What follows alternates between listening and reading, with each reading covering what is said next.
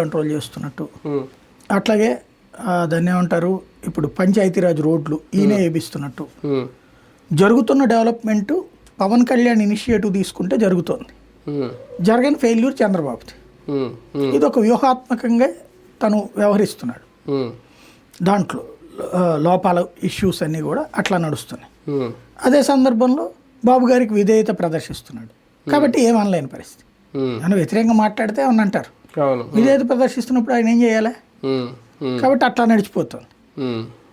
ఆయన ఏంటి లాంగ్ స్టాండింగ్లో బాబు తర్వాత ఆయన మధ్యలో లోకేష్ కాకుండా ఆయన అవ్వాలని కోరుకుంటున్నాడు.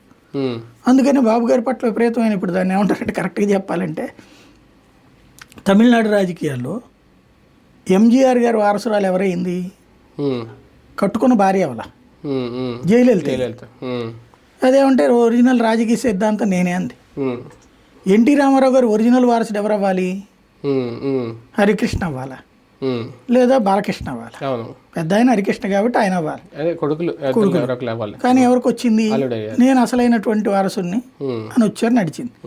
ఇప్పుడు రేపు పొద్దున వీళ్ళకి కూడా ఆయన పుట్టుక వారసుడు, నేను ఆయన రాజకీయ వారసుని, కలిసి పని చేసాం, ఆయనకి నేను ఎంత అపారమైన విలువ ఇచ్చానో తెలుసు కదా.